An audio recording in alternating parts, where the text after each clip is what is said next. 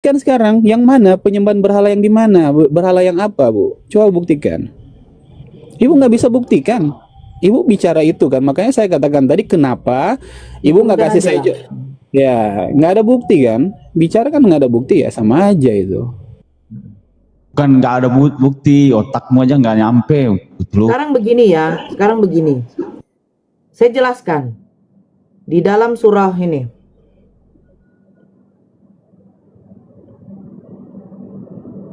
Sebentar.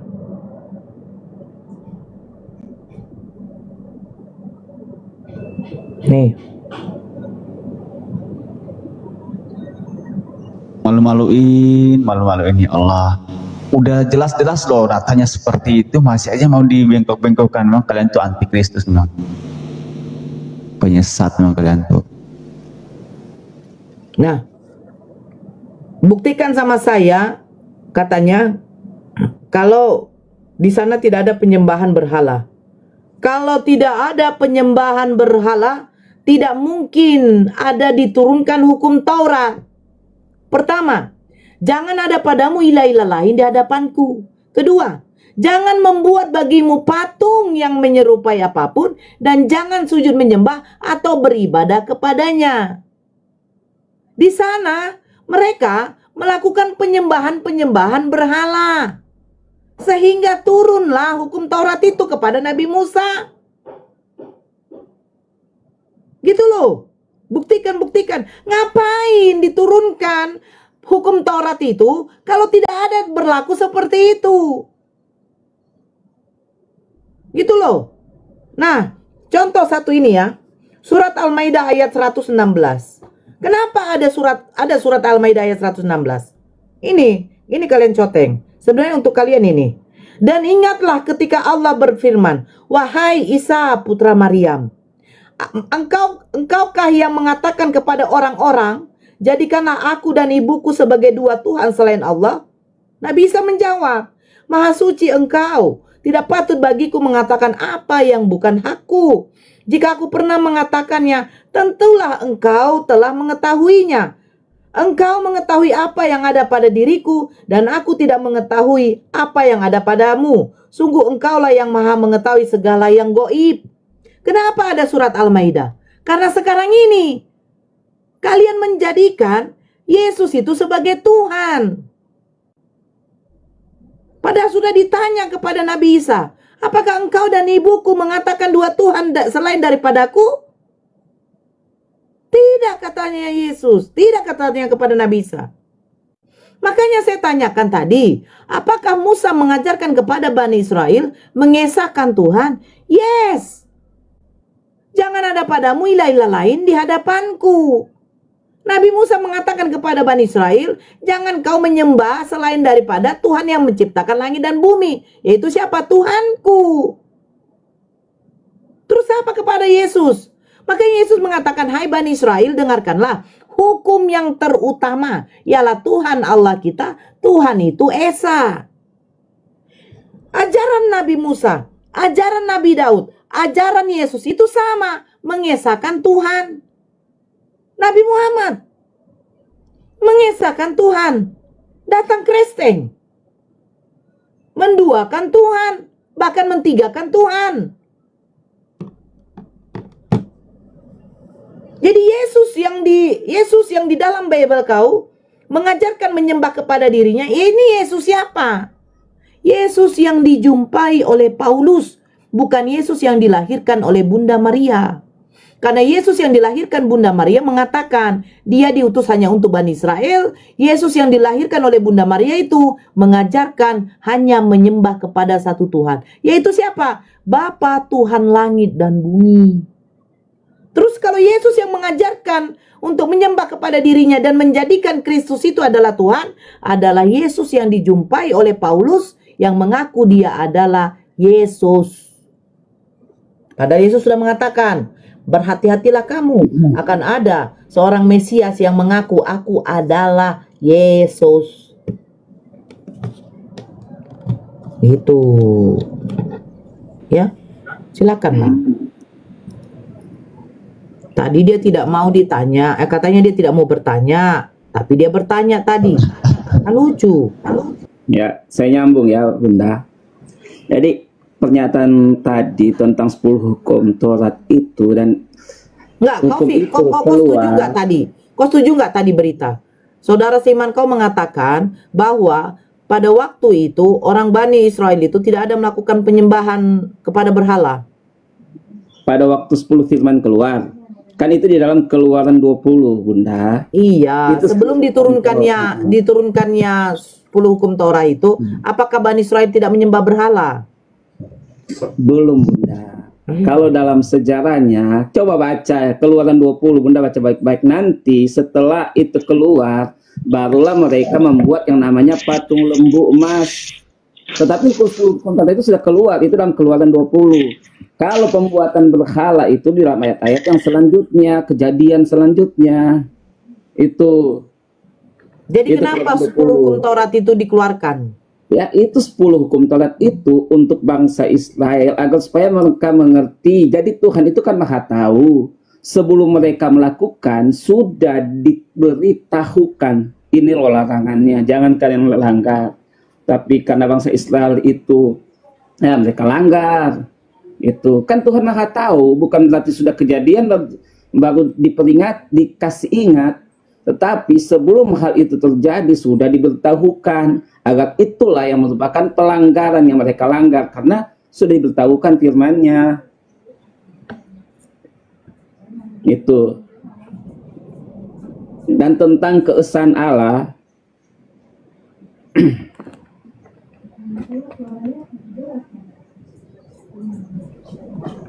Di mana hukum Taurat tertulis? Keluaran 20 itu baca aja 10 firman itu Keluaran 20, Bunda. Ulangan mungkin juga ada itu, ulangan di kitab Ulangan ada itu.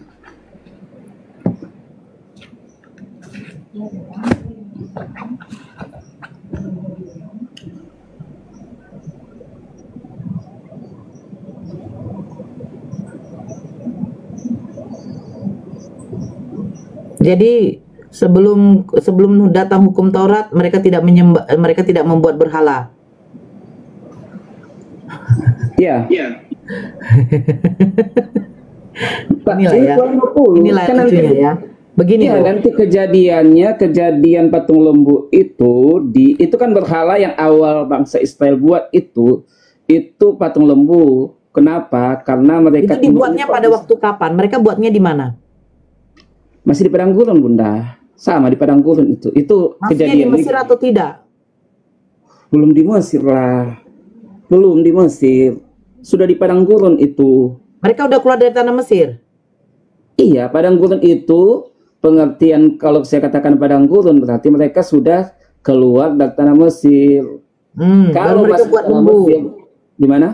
Baru mereka buat lembu. Jadi waktu mereka di padang Mesir, mereka waktu di Mesir, di kota Mesir, mereka menyembah siapa? Kalau secara spesifik tidak dikatakan mereka menyembah. Tapi di sini ada ayatnya, ada ayatnya, ada. Saya ingat. Sabarlah. Iya, kayak gini loh, beritakan.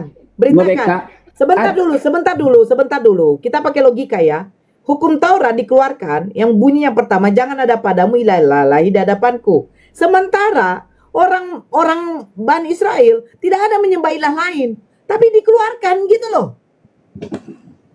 Nah, kalau begitu, setelah hukum Taurat itu keluar, baru mereka membuat berhala. Itu kan katamu. Nah, pertanyaan saya, pada waktu mereka dijajah, diperbudak di tanah Mesir, siapa yang mereka sembah? Sehingga kau mengatakan, duluan dulu ada hukum Taurat, baru mereka membuat berhala. Silakan dulu. Sebenarnya hukum itu keluar karena sudah terjadi suatu perbuatan.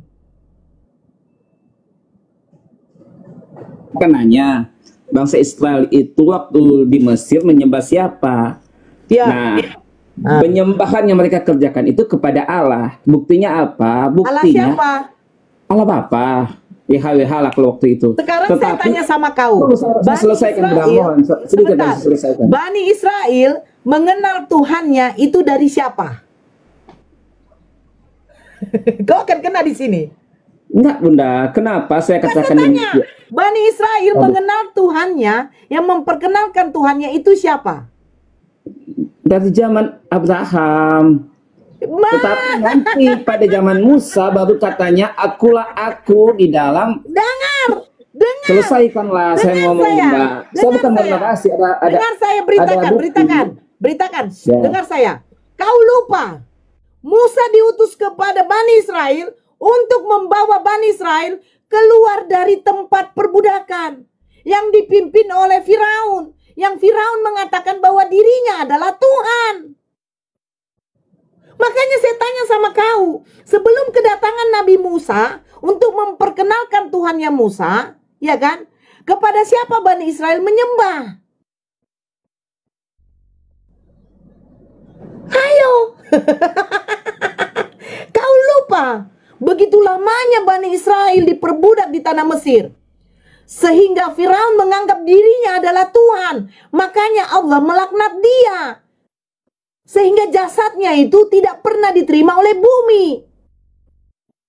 Sebagai contoh, sebagai bukti untuk nanti manusia ke depannya bahwa orang yang menyekutukan Tuhan seperti itulah akibatnya. Boleh saya jelaskan? Sekarang saya tanya sama kau. Sebelum Nabi Musa diutus kepada Bani Israel, siapakah Tuhan yang disembah oleh bangsa Israel? Karena mereka masih berada di tanah perbudakan, yaitu Mesir. Sabar ya, ini datanya. Jangan pakai data. Jangan pakai data di Bibelmu. Karena di Bibelmu tidak ada menceritakan Firaun. Nggak ada menceritakan Firaun. Ini datanya, Bunda. Sabar. Ini Kalau kau menggunakan data di situ, saya bertanya, enggak begini. Jawab pertanyaan saya. Sebelum Nabi Musa diutus kepada Bani Israel, siapakah yang disembah oleh Bani Israel? Karena Bani Israel mengetahui Tuhan pencipta langit dan bumi itu dari Nabi Musa, bro. Karena di sana mereka menyembah Firaun. Itu mungkin pandangan dari agama Bunda. Enggak. Tetapi dalam saya perlu jelaskan. Siapa yang memperkenalkan Tuhan kepada Bani Israel sebelum Nabi Musa diutus? Itu saja deh. Mereka sudah kenal dari nenek moyang mereka, Bunda. Dari nenek moyang mereka. Siapa yang memperkenalkan? Yang memperkenalkan? Ini mereka berdoa kepada Allah Bapa YHWH. Mereka berdoa dan kemudian didengar. Di surat apa itu? Di surat apa? Keluaran pasal 2 ayat 24. Itu suratnya Musa. Suratnya Musa itu. Suratnya Musa. Iya. Dari kejadian Nabi Musa diutus. Itu belum diutus Musa, Bunda. Coba baca Keluaran pasal 2 ayat 24 sampai 25. Gimana? Coba baca. Keluaran 2 itu belum diutus Musa itu ayat yang ke-24, buka datanya. Jadi artinya maka didengar Allah akan pengadu mereka itu. Artinya mereka berdoa kepada Allah Bapa. Musa diutus Tuhan. Lama sesudah itu matilah Raja Mesir. Tetapi orang Israel itu masih mengeluh karena perbudakan. Dan mereka berseru-seru hingga teriak. Mereka minta tolong karena perbudakan itu sampai kepada Allah. Allah mendengar mereka mengerang. Hei, Raja Mesir mati. Pertanyaan saya, kenapa Musa membelah lautan? Itu kejadian sebelum itu, Bunda. Kejadiannya konteks diskusi kita kan, Bunda nanya. Mereka bangsa Israel berseru bertuhan kepada siapa, Bunda? Itu jawaban itu dulu pertanyaan. Kenapa Musa membelah lautan? Lah itu sudah cerita lain. Nanti saya akan jelaskan. Saya tanya kan gini pertanyaan Bunda tadi belum dijawab. Konteksnya gini, lama sesudah itu matilah Raja Mesir. Tetapi orang-orang Israel masih mengeluh karena perbudakan. Dan mereka berseru-seru sehingga teriak mereka minta tolong karena perbudakan itu sampai kepada Allah. Allah mendengar mereka mengerang, lalu ia mengingat kepada perjanjiannya dengan Abraham, Ishak dan Yakub. Maka Allah melihat orang Israel itu, Allah memperhatikan mereka. Pertanyaan saya, kenapa Musa membelah lautan? Untuk apa pada waktu itu?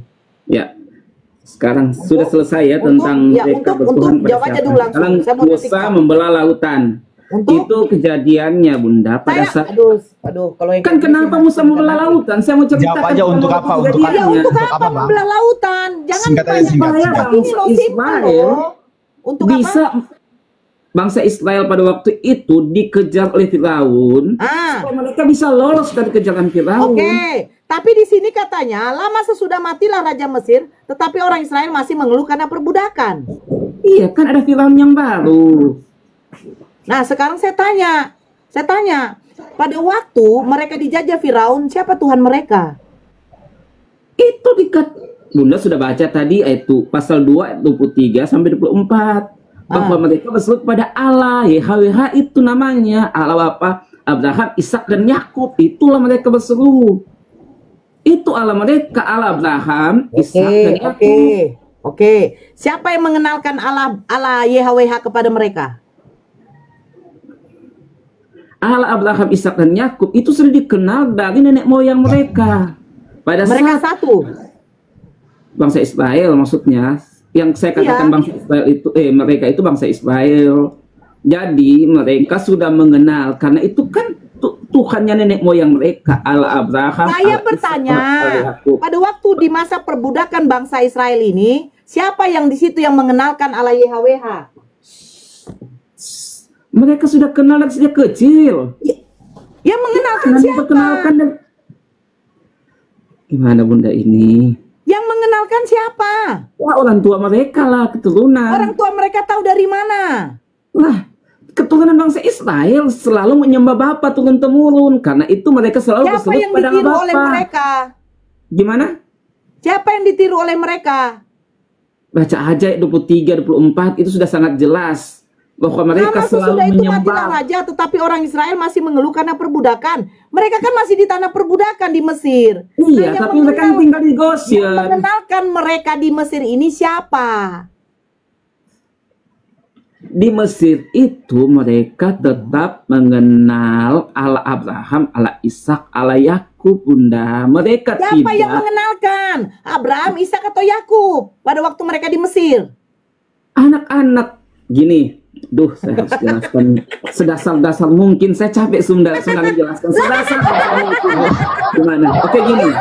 Sekarang Saya saya jelaskan. tanya, pada waktu mereka segitu lamanya mereka di tanah perbudakan, siapa yang mengenalkan Tuhannya Ishak, Yakub, Abraham ini kepada Bani Israel di Mesir? Siapa? Karena mereka mengenal Tuhan mereka ini kan pada waktu diutusnya Musa. Nah, sebelum diutusnya Musa, kau bilang kan katanya dari ibu bapak mereka. Nah, ibu bapak mereka tahu dari mana?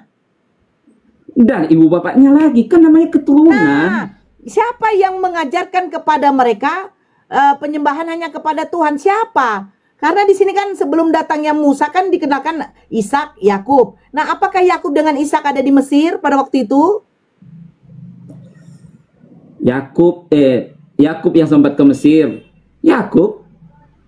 Di mana datanya? Di mana datanya? Itu di kejadian. Bagaimana dia ke Yusuf? Ya, Awalnya kejadian berapa? Yusuf. Kejadian berapa? Aduh, cari lagi saya ini. Ya iyalah, Saya namanya siapkan data data, kan. saya harus cari lagi datanya nggak apa-apa. bagaimana. Itu loh di kejadian ada ceritanya bagaimana Yakub itu ke Mesir. Ya, kejadian berapa? Kemudian ada anak-anak Yakub pula. Iya, 12 kejadian anak berapa? Yakub. Ayat 46. Ya, baca. Aduh, panjang sekali Bunda. Bunda aja yang baca, capek saya mau baca itu. Ya laku, ya bacalah. Pasal 46 aja, pokoknya pasal 46. Itu Ya, konteksnya. baca. Maka Israel pun berangkatlah serta segala sesuatu yang padanya. Maka datanglah ia ke Berseba melalui persembahkan beberapa korban kepada Allah Ishak bapaknya. Jadi itu sudah ada temurun. Maka firman Allah kepada Israel. Israel itu maksudnya Yakub. Dengan khayal pada malam firman-Nya, "Hai Yakub, Yakub," maka sembah Yakub, "Sahaya Tuhan."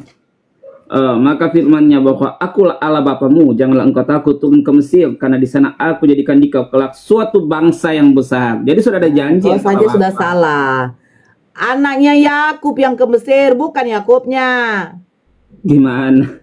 Oke, saya baca ini Sudah dari jelas ini datanya ya. Yakub ke Mesir, kemudian dengan 12 anaknya dan cucu cicitnya dan dengar. keturunannya. Dengar, makanya Ya. inilah kalian ya, Bani terjemahan ya. Ini oleh Yakub Ishak, diterbitkan oleh Kehot Publication Society. Ini dari apanya orang Yahudi, sejarah Yahudi. Sejarah singkatnya. Nih. Kabar penemuan saudara-saudara Yusuf disambut baik oleh Raja Firaun. Ia mendesak Yusuf untuk membawa seluruh keluarganya ke Mesir dan memberikan mereka bagian terbaik dari negeri itu. Berarti Yusuf diminta oleh Raja Firaun untuk membawa keluarganya berjumpa dengan Yusuf di Mesir. Berarti kan bukankah Yusuf yang pada waktu itu dibuang oleh saudara-saudaranya? Apa sih Bunda Bukan. ini nggak ngerti kayaknya ini. Dengarkan Tapi saya menjelaskan Bunda kalau belum dengarkan nggak saya. ngerti sama sekali Dengarkan dulu, capek saya baca saya. lagi. Kabar penemuan saudara-saudara Yusuf Ini. disambut. Dengarkan dulu. Kok dari Bible saya sudah langsung sejarah Yahudi. Kita Dengerin. Yahudi. Nah, kabar silakan. penemuan ini sebenarnya pakai bahasa apa ya? Tapi langsung saya terjemahkan. Kabar penemuan saudara-saudara Yusuf disambut baik oleh Raja Firaun. Ia mendesak Yusuf untuk membawa seluruh keluarganya ke Mesir. Bukan si Yakubnya udah di Mesir. Dan memberikan mereka bagian terbaik dari negeri itu. Dengan membawa banyak hadiah dan ditemani oleh rombongan kereta untuk mengantar keluarga tersebut, kedua saudara itu bergegas pulang untuk membawa kabar gembira kepada ayah mereka. Hati Yakub terenyuh mendengar kabar baik itu. Ia hampir tak percaya bahwa Yusuf tercinta masih hidup. Namun ketika Yakub melihat hadiah-hadiah yang dibawa putra-putranya, dan terutama ketika ia mendengar pesan khusus yang dikirimkan Yusuf kepadanya, yang mengingatkan ayahnya akan diskusi ilmiah terakhir mereka sebelum Yusuf berangkat mencari saudara-saudara pada hari yang menentukan itu, Yakub tahu bahwa Yusuf masih hidup. Yakub merasa seperti orang yang berubah. Dia sangat terhibur dan dikuatkan oleh kabar baik itu, dan segera bersiap untuk perjalanan ke Mesir karena ia ingin bertemu Yusuf sebelum ia meninggal. Ya, perjalanan ke Berarti Mesir. Yusuflah yang pertama di Mesir. Nah, kita dengar Saya nggak bantah Bunda. Yusuf betul yang pertama di Mesir, kan dia sebagai Kau kan perdana membilangkan katanya Yakub. bukan. Aduh, Kau yang membilangkan Yakub. Bunda kan nanya tadi. Kau yang membilangkan Yakub. Iya, saya bilang Yakub benar, tetapi saya tidak dalam konteks bahwa pertama datang itu Kau yang Yakub. membilangkan Yakub berada di tanah Mesir. Sementara keluarga Yusuf akan datang ketika mereka baru tahu kalau Yusuf masih hidup. Aduh, capek saya juga menjelaskan ini. Bukan capek, karena komitmen sudah blank. Enggak Bang, Bun. Ini justru saya menjawab pertanyaan-pertanyaan yang dilontarkan Tadi kan Bunda sudah bilang Nora. gini, Saya hanya menjawab satu pertanyaan. siapa yang mengenalkan Tuhan kepada Bani Israel? Abraham, Ishak atau Yakub dari antara tiga itu? Apakah mereka di tanah Mesir? Iya, Yakub ada di tanah Mesir. Di mana Iya. datanya?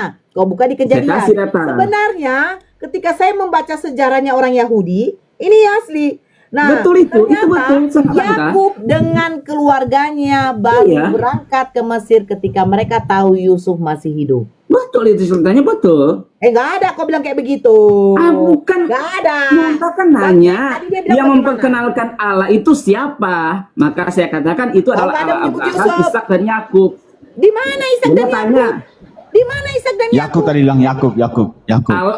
Allah Yakub doang kan tadi Abraham, kan? Allah Ishak, Allah Yakub itu doa. Doh, gimana? Eh, Itu doa tadi yang Bunda itu kan diskusi kita. Duh, capek saya. Ini Emang bingung. capek sekali saya mau jelaskan ini. Karena saya gini ya, kau yang bohong sama aku. saya ngalir. Saya tanya tadi sama kau kan, apakah Yakub berada di Mesir? Iya. Di mana? Iya. Di mana tertulis? Aduh. Datanya, saya Katakan. kasih. Nah, saya tanya, apakah Yakub berada di Mesir? Ya, kan Di ke mana di Mesir Mesir dia? Sementara Saya kasih mereka datanya baru datang tadi. ke Mesir ketika mereka tahu Tetapi Yusuf. Bunda kan nanya yang pertama ke Mesir siapa? Ayo, kan nggak nanya gitu.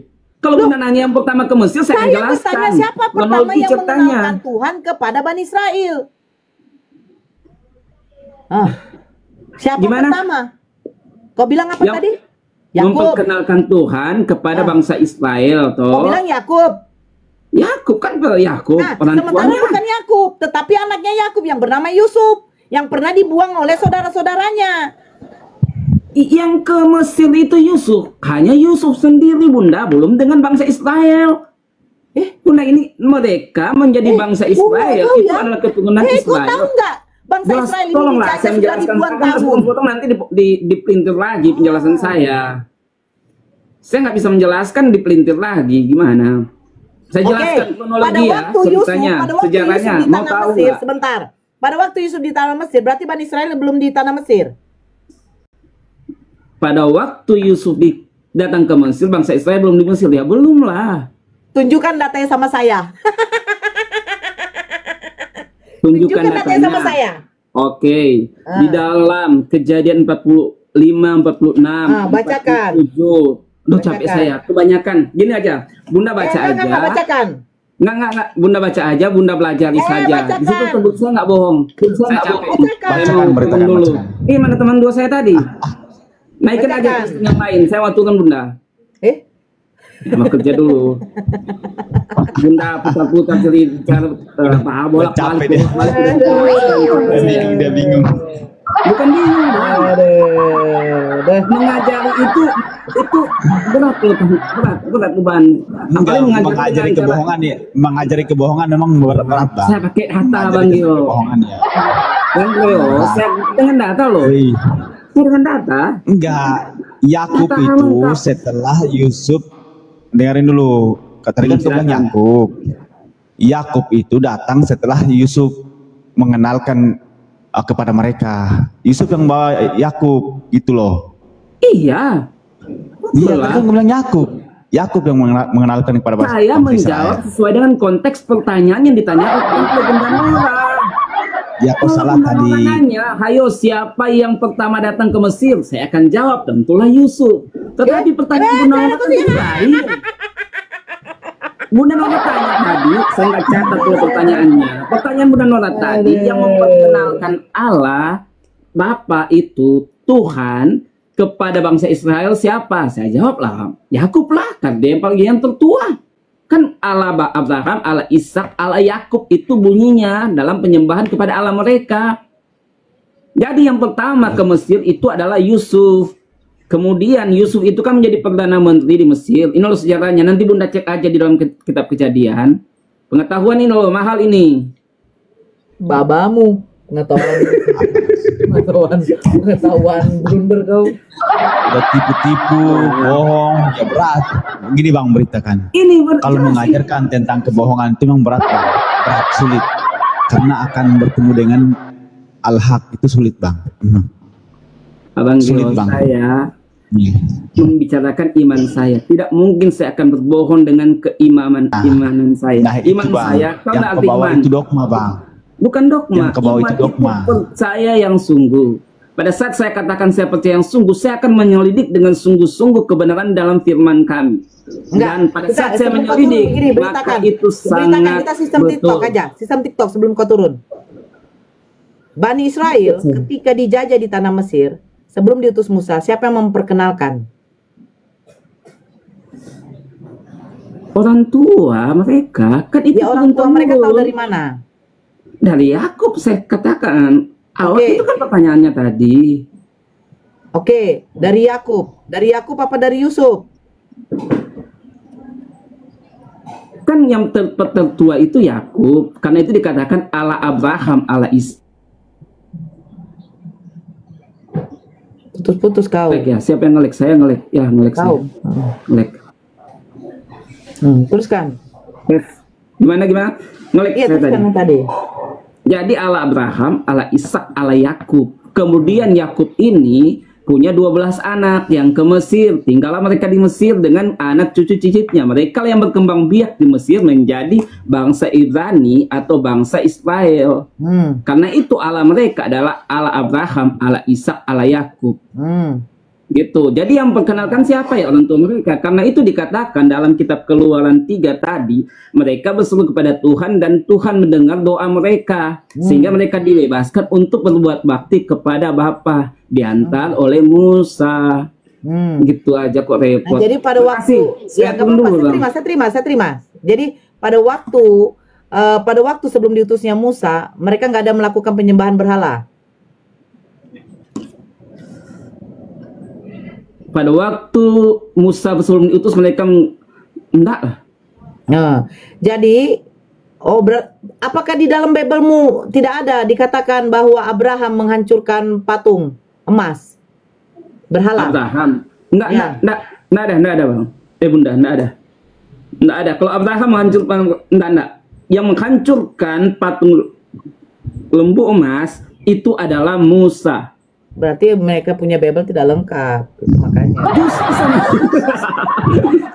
Yalah. justru sangat lengkap Makanya, dengan penyembahan sejarah berhala yang itu sudah ada di diceritakan zamannya kronologinya, Abraham. Bunda. Penyembahan Kronologi berhala ceritanya ada. di zamannya Abraham. Iya loh. Makanya Nabi Ibrahim itu ada dikisahkan menghancurkan. Katanya Bunda mualaf, kenapa cerita sederhana ini aja nggak ngerti? Bukan cerita sederhana ini. Ini sederhana Karena sekali begini. loh. Anak Sebentar. sekolah minggu ngerti nih. Bukan begitu. Karena begini. Di zamannya Abraham saja sudah ada penyembahan berhala loh. Betul, Yang betul, betul. menghancurkan Sebelum agama zaman itu, Abraham, itu penyembahan bukan berhala Abraham, itu sudah tapi ada, Musa. Bunda. Udah ada. Itu Alkitab kami yang benar. Musa yang menghancurkan Nah, patung. dan teman saya aja ya, Bunda. Saya mau turun dulu. Bang Geo, makasih ya. Oke. Oke, siap. Oke, Bernardo. Silakan.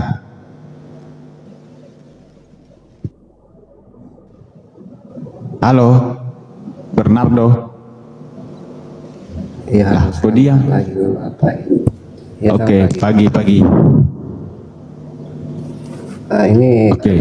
kalau saya jelaskan, kalau ditanya sama Bunda Nora, yang menghancurkan patung lembu emas itu di Injil kami, di Alkitab kami itu Musa. Bukan lembu emas yang dibahas di sini itu. Tadi masalah Abraham itu dia bukan menghancurkan lembu emas, tapi patung-patung yang dihancurkan sama dia.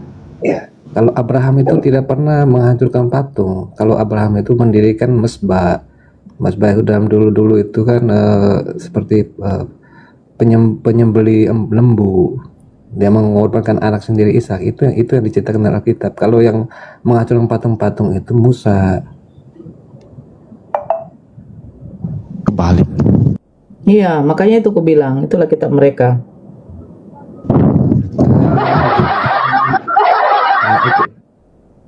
Tapi kalau aku mau nanya Bu, kalau menurut sejarah, kalau Alkitab kami itu kan dari zaman dulu ya, istilahnya gini, agama Katolik itu kan lahir terlebih dahulu ya kan.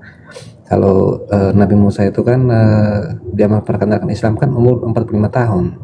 Nah, itu jauh sebelum zamannya Nabi Isa Al-Masih atau Yesus yang kami sebut itu Yesus ya kan? Berarti bagaimana mungkin kami bisa merubah Alkitab itu? Padahal itu kan dari zaman dulunya seperti itu. Dikanonisasikan oleh Paus pertama ya. Paus siapa yang abad keberapa? Itu kan disuruh kanon. Itu kan Alkitab asli. Udah, nggak usah tipu-tipu kayak orang kata aja. Kalau bilang kanon dari asli, coba tunjukkan datanya loh, tunjukkan datanya di mana gitu loh, tunjukkan datanya biar enak. Jangan klaim-klaim doang gitu loh. Kami orang Katolik itu kan punya otoritas gereja ya, jadi dia itu ada pimpinan kami. Ya udah. Dari Paus. Ya udah berarti gini bro. Berarti itu ketika Anda dulu. masuk, Berarti di dalam Bible Abraham tidak ada menghancurkan berhala-berhala. Tidak ada Bu. Abraham itu kan istilah kami sebut itu. Berarti di zamannya Abraham tidak ada penyembahan kepada berhala. Gini ya, Nah, justru ketika jangan ada bilang yang begini. Apakah di zamannya Abraham ada penyembahan berhala? Ya. Hah? Justru itu ada Bu. Gini, Aran maksudnya gini. Begini loh, bangsa bang. Begini bang, kalau diskusi apa yang ditanya, baru saya minta jelaskan gitu loh. Apakah di zamannya Abraham tidak ada penyembahan berhala sehingga Abraham tidak menghancurkan berhala? Kalau di zamannya Abraham itu pasti ada, karena gini. Kenapa? Berarti ada kan? Ya? Berarti ada kan? Tetap ada. Semua sampai Nah, sekarang tetap apakah Bu. ada Abraham? Jangan dijelaskan, Bang. Berarti ada, itu aja poinnya. Apakah Abraham di situ pernah menghancurkan berhala-berhala? Oh, itu tidak pernah. Oke, saya bacakan ini ya. Ini saya datanya Itu dari dari mana, Bu? saya datanya dari Alkitab. Jewis, Yahudi punya. Itu Zeus itu Alkitab apa, Bu? Bu, berarti ibu jangan ambil Kitab di situ. apa? Bible kau aja mengambil dari apa kok? Dari kitabnya Yahudi? Kitab apa katanya? Jewis Gini, Encyclopedia. Tunggu dulu, saya bacakan. Ini Yahudi punya.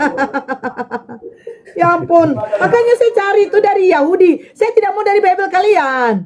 No, Bu Nora katanya Kristen, masa nggak tahu? Ya saya nggak tahu ternyata karena apa? Bible kalian itu tidak lengkap. Ini saya bacakan sebentar ya. Di sini dikatakan, sebentar, saya pakai data. Saya kalau pakai data tuh diam dulu. Saya nggak mau di sini. Makanya saya itu tidak mau. Kalau saya salah, ya saya akan salah. Nih, sebentar. Menentang penyembahan berhala. Nih ya.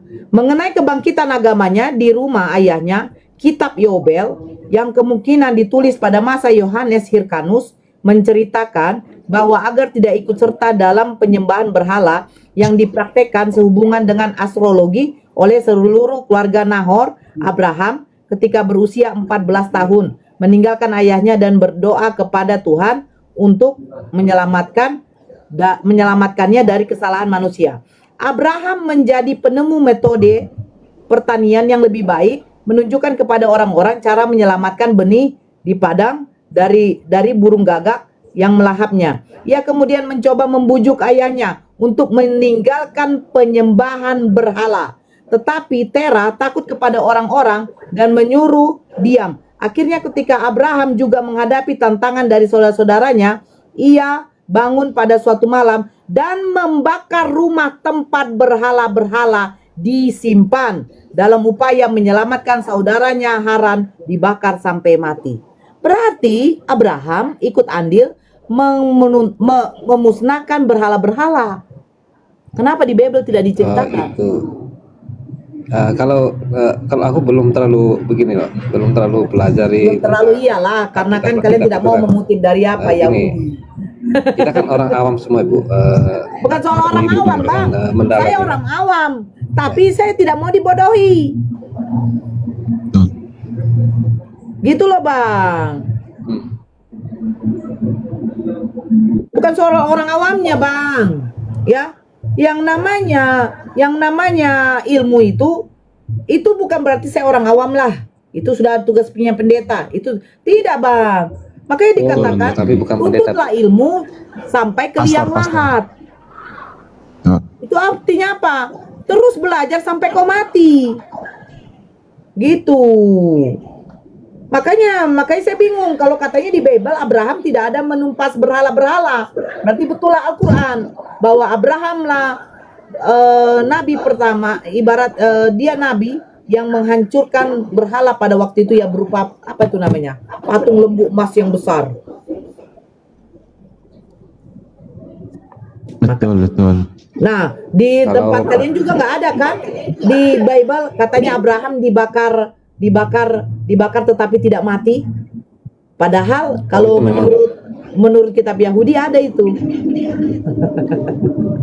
Itu tidak ada Abraham dibakar sampai mati. Ya, di Bible kalian. Tapi kenapa di kitabnya orang Yahudi ada?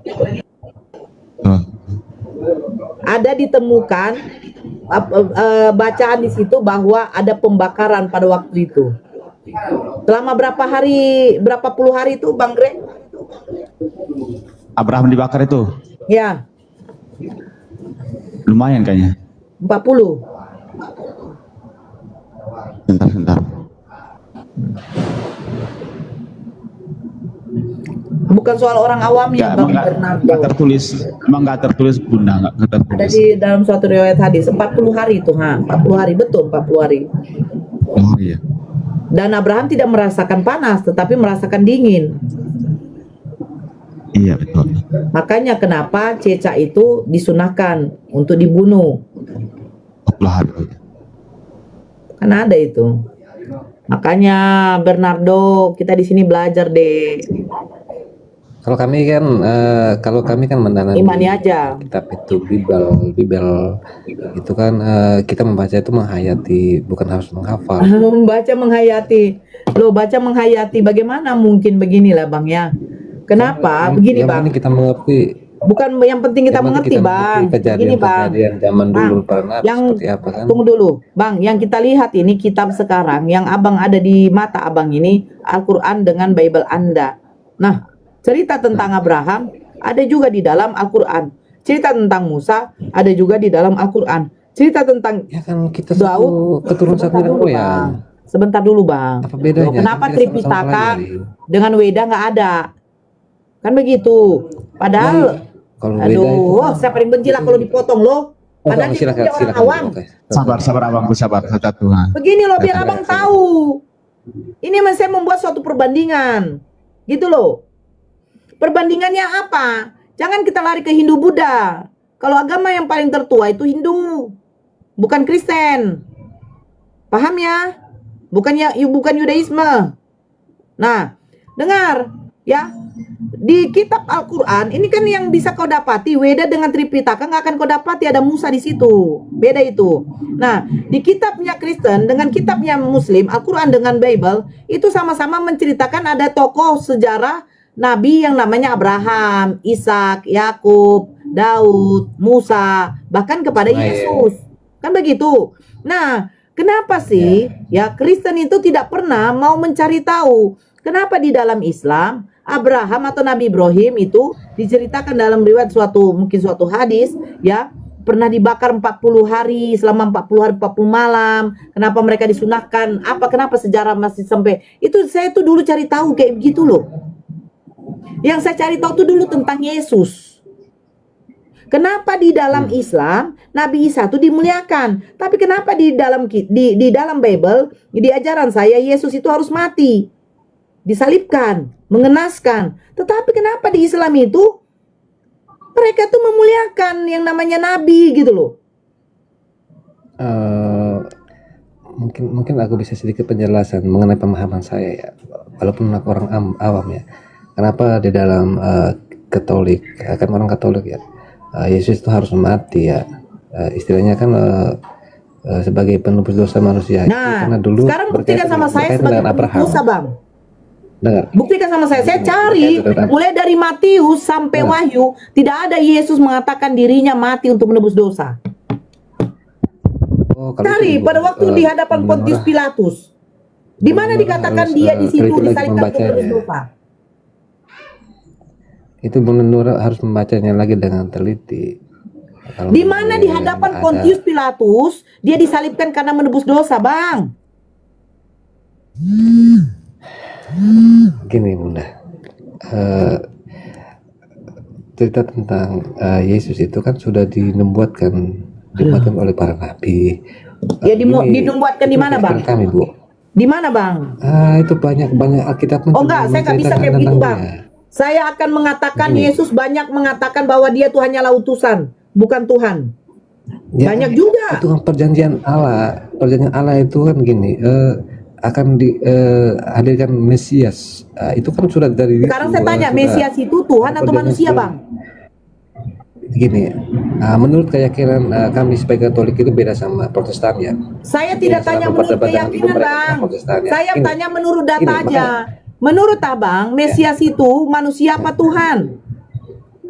Gini, menurut kami Mesias itu adalah Gini Bang Bernardo, ketika Anda naik ke tempat diskusi usahakan bawa datanya, biar kita nggak asumsi liar gitu loh. Jadi enak. Data by data. Para nabi-nabi di perjanjian lama menubuatkan kedatangan Mesias atau kedatangan Tuhan. Mesias. Nah, Mesias itu artinya apa, Bang? Mesias itu artinya anak Allah. Kan ini maksud Firman yang saya. menjadi manusia itu. Ini maksud saya. Kita buka ya, kita buka Mesias, apa arti Mesias? Ya. Biar jangan blunder. Arti Mesias. Nih. Ya, menurut Yahudi ya. Menurut Yahudi aja.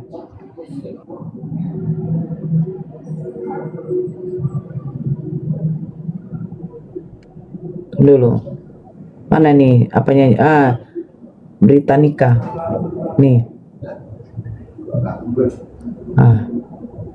Saya translasikan dulu. Mesias dari bahasa Ibrani Masias yang diurapi. Dalam Yudaisme, raja yang diharapkan dari garis keturunan Daud, misalnya keturunan Raja Daud yang akan menyelamatkan Israel dari perbudakan. Jadi orang Yahudi itu menantikan kedatangan Mesias, bukan kedatangan Tuhan. Mesias itu adalah sang juru selamat penggantinya Raja Daud yang betul-betul dari keturunan Daud. Sementara Yesus tidak punya bapa. Yang keturunan dari Daud itu adalah Yusuf. Makanya Yusuf dinikahkan dengan Maria. Makanya selalu mereka mengatakan Yesus itu anak Daud. Sejak kapan Yesus keturunan biologis dari Daud? Maksudnya sejak kapan nasabnya Daud itu sampai kepada Yesus? Karena Yesus dilahirkan tanpa bapa. Makanya yang dinubuatkan para nabi-nabi di dalam perjanjian lama adalah kedatangan Mesias, yang artinya orang yang diurapi. Kalau bahasa Yunaninya artinya Kristus. Makanya di dalam Lukas 2 nomor 11, hari ini telah lahir bagimu juru selamat Kristus Tuhan di kota Daud. Hari ini telah lahir bagimu juru selamat manusia yang diurapi Tuhan di kota Daud. Yesaya menubuatkan kedatangan seorang Mesias, artinya manusia yang diurapi, bukan Tuhan. Makanya saya katakan, di mana datanya Yesus di hadapan Pontius Pilatus dihukum salib karena untuk menebus dosa. Yohanes 11 silakan dibaca. Mereka mau menangkap Yesus karena Yesus kedapatan telah menghasut rakyat di sana untuk tidak membayar pajak kepada kaisar. Terus Yesus dituduh menyamakan dirinya sederajat dengan Tuhan. Ini fitnahan, sehingga Yesus disalib. Mereka benci kepada Yesus. Mereka tidak suka kepada Yesus. Bukan karena Yesus adalah Tuhan untuk menebus dosa. Di mana tertulis, aku datang untuk menebus dosa manusia? Kalau sebutan Tuhan itu berarti sesuatu yang ditinggikan, Bu.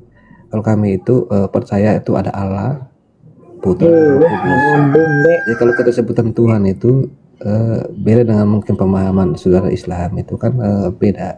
Kalau kami ada gini deh. Naikkan yang Islam Tuhan satu itu dong. ada sesuatu yang ditinggikan, Bu. Iya, siap-siap, Bun. Oke. Ya saya yang pilih, lanjutkan Bang. Saya yang pilih dong. Gini Bang Bernardo, ketika kami sampaikan gini Bang ya. Ketika Anda sudah naik ke tempat diskusi, tinggalkan dogma. Yang modal imani saja itu tinggalkan, bawa datanya sekarang. Ya, bukakan hati Anda untuk berpikir. Loh, gitu Bang. Kalau Anda cuma iman kepada Tuhan tetap perlu harus data, Pak, Ibu. Iya, tapi harus dasar apa? Atas dasar apa, Bang? Atas dasar apa? Sudah ada dalam Alkitab semuanya, Bro. Rasanya kalau kami ya, apa coba punya ya? Apa ya? Kalau kami Katolik itu kan punya dari zamannya Petrus sebagai gereja pertama yang didirikannya kan, itu turun temurun sampai sekarang tidak ada perubahan, Pak. Di dalam Bible itu nggak ada Petrus, satu gereja yang kudus, itulah kami. Jadi cuma gini Bang. Turun temurun sampai sekarang. Itu yang kami. Nggak bisa gitu Bang. Sekarang. Gini Bang, dengerin Bang. Nggak bisa gitu. Anda sebagai laki-laki yang sudah punya akal, yang sudah balik, itu sudah harus mencari kebenaran sendiri Bang. Dia belum balik. Nggak harus bergantung pada orang lain. Kalau balik kayak gitu. Itu sudah harus mencari kebenaran sendiri Bang, tidak harus bergantung pada orang lain. Kalau kau hanya mengikuti orang tua, Masya Allah, barakallahu fikum, sehat selalu Bang Teguh. Jadi kalau Anda hanya ikuti orang tua atau bapak-bapak gereja atau pastor, ya percuma Bang. Anda harus cari kebenaran sendiri Bang. Silakan, atas dasar apa Anda menuhankan Yesus atau tiga Tuhan itu, silakan. Nah, coba ulangi pertanyaannya. Atas dasar apa? Atas dasar apa Anda sebut Tuhan Bapa itu sebagai Tuhan, Roh Kudus sebagai Tuhan, Yesus sebagai Tuhan? Nah, silakan. Gini, Tuhan itu adalah sesuatu hal yang tinggi ya. kalau Allah itu nggak punya nama, dia itu kalau dia punya nama, siapa yang beri nama bagi dia? Dia itu zat yang tidak dilihat, ya kan? Apalah penjelasan? Kalau Allah, dengar dulu, aku jelaskan dulu. Makanya kalau dia dalam bahasa Indonesia itu kita menggunakan terjemahan ya dalam bahasa Indonesia. Semuanya menyebut Tuhan. Berarti sesuatu yang Udah entar aja Bang, sebentar Bang ya. Kita gantian dulu. Bang Optimis, halo. Sebentar Bang Bernardo. Bang Optimis, halo. Ya halo, selamat pagi. Oke, Kristen ya? Iya betul Pak, sama Kristen. Oke. Timotius. Timotius. Apa ini? Timotius ya?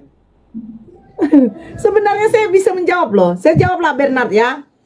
Coba diulang pertanyaan yang Bang Greg. Diulang pertanyaannya.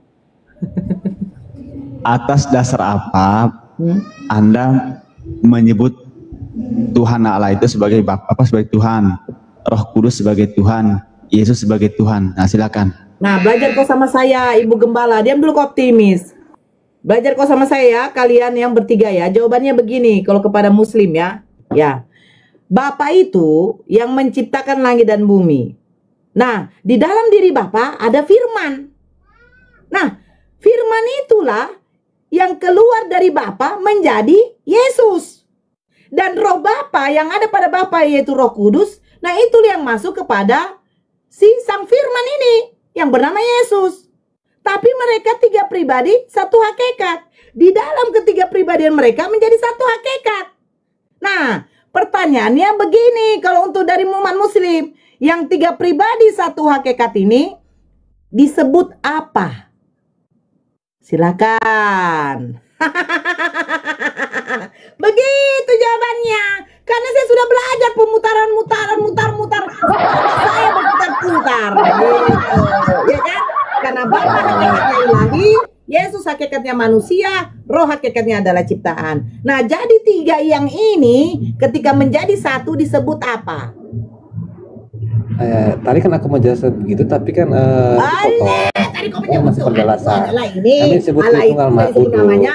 Kami dari terjemahan berbahasa Tunggal Indonesia. mahfudus. Tidak usah ribet adikku. Belajar dari Ibu Gembala ketika menjelaskan kepada saudara Muslim. Nah, sekarang pertanyaan dari saudara Muslim, yang tiga pribadi yang menjadi satu hakikat ini, hakikatnya apa disebut? Kalau manusia jatuh kepada Yesus, ilahi jatuh kepada Bapa, Roh Kudus itu jatuh kepada Roh. Hakikatnya adalah ciptaan. Nah, pertanyaannya, dari yang pada Roh, ilahi dengan manusia, yang satu ini disebut apa?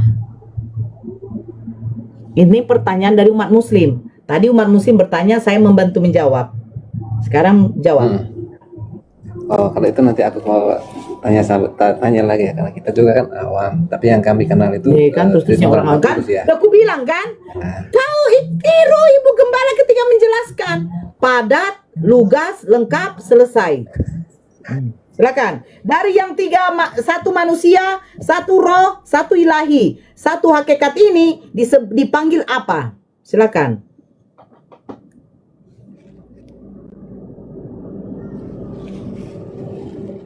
Gara-gara sebotol minuman, akhirnya dia turun. Jeguk-jeguk.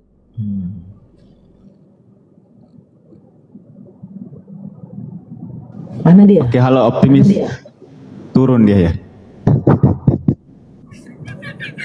Aduh, mudah dimani saja mengsulit ya Allah. Kayak begini ya. Saya kasih contoh ya. Kasih contoh. Ini botol. Ini tutup. Ini ada air. Nah, air tutup botol dengan botol. Nah, pertanyaan saya, yang dari air, botolnya dengan tutupnya, itu disebut apa? Kalau kau bilang botol, ternyata botolnya ada air. Kalau kau bilang air, ternyata ada botol dengan tutup. Kalau kau bilang tutup, ternyata ada botolnya badannya dengan airnya. Nah, dari yang tiga kau gabung ini, tiga pribadi menjadi satu hakikat, ini disebut apa?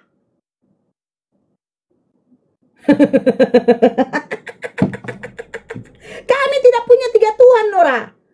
Kami mempunyai satu Tuhan yang tiga pribadi, satu hakikat. Nah, hakikatnya ini kau sebut apa? Ya kan? Kalau kau sebut hakikatnya adalah manusia, nah bagaimana Bapa yang adalah hakikatnya ilahi? Bagaimana roh yang hakikatnya ciptaan? Kalau kau sebut adalah Tuhan, bagaimana Yesus yang hakikatnya manusia? Kau tidak akan bisa. Gak bisa kau membuat tiga pribadi satu hakikat. Akan dikejar-kejar si hakikat ini. Ada penebusan hakikat. Kau ingatnya itu? di diskusi di mana itu? Penebusan hakikat. Yang ditebus adalah hakikatnya. Silakan optimis. Akhirnya ini yang dibawa betul ya. Akhirnya disebut badan yang menampung air yang memakai tutup.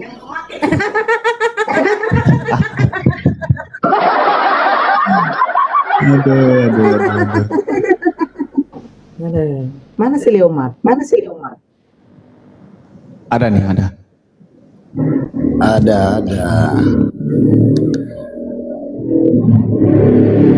Gimana? Kau kalau di tempat penyalipan, kau tuntaskan dulu penyalipan itu. Enggak, saya ini dari kemarin-kemarin ini tanya Greg ini enggak pernah dapat jawabanku apakah kitab-kitab itu firman Tuhan langsung itu. Bingung saya sampai sekarang. Ya bagaimana nggak bingung? Firman aja nggak tahu kok artinya apa. Tahu lah saya, Nora, kalau sekolah apa? saya kayaknya lebih pintar dari lo. Makanya pertanyaan saya sampai sekarang Ya, nggak ada firman itu apologet artinya apa? Muslim atau apologet Firman itu Kristen yang artinya mampu apa? menjawab. Firman itu artinya apa? Kenapa? Firman itu artinya apa? Firman itu artinya perkataan Allah, perkataan Tuhan. Nah ya udah, jadi firman. masalahnya apa? Nah, apakah memang benar firman ini adalah perkataan Allah? Buktikan kepada saya data yang secara valid bahwa benar-benar Allah yang berkata. Kan sampai sekarang nggak ada yang bisa membuktikan Allah itu berkata. Hanya klaim para nabi bahwa ini Allah yang berkata. Ini Allah yang berkata, tapi buktinya mana? Kalau Anda berbicara data, makanya pahami apa itu data, arti data, definisi data itu pahami. Itu secara logikal namanya.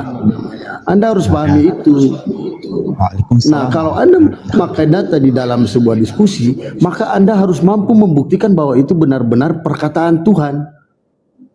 Sampai sekarang kan belum ada bukti, belum ada bisa orang yang memberikan bukti yang valid bahwa itu perkataan Tuhan. Selalu menurut Nabi atau menurut para sahabat-sahabat yang dekat dengan itu, mereka berkata ini perkataan Tuhan, tapi buktinya nggak ada. Sejak kapan orang yang ini Allah sendiri yang berkata? Apa Allah pernah bicara dari langit?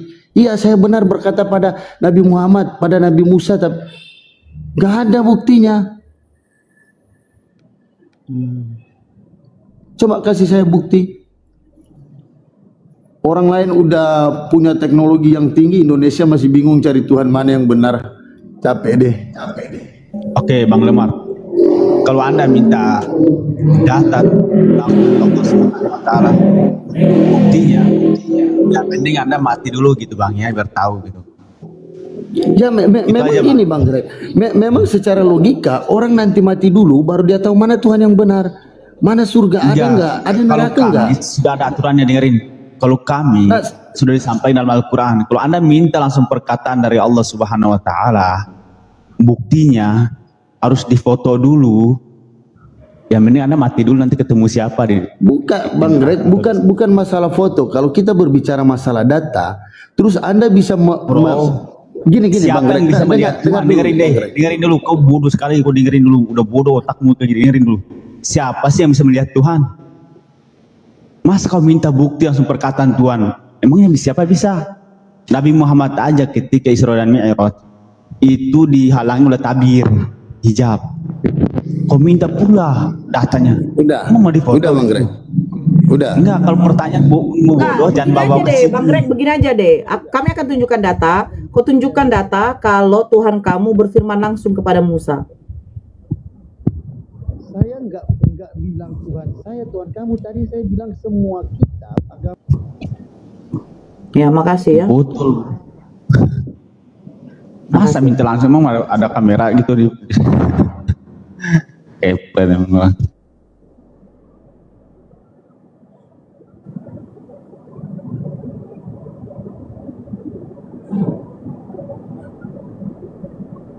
Nih, saya bacakan ya. Biar kalian paham. Jadi jangan kalian botol tuh dipelihara. Ini.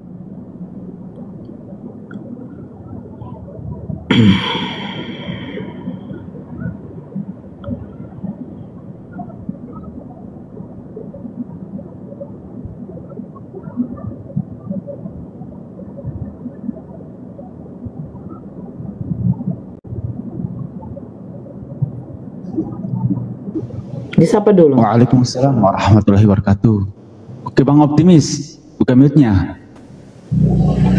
Ya, Oke Bang Patmono, halo, pagi. Turun dia. Oke, Bang Optimis ini dari Katolik apa Protestan? Kristen bang, Kristen, Protestan. Protestan. Iya bang. Oke. Di sini dulu temanya itu suka-suka oten lah. Suka-suka Bagus tadi ya, oten. kan? Ya. Ini substansinya, orientasinya kemana nih?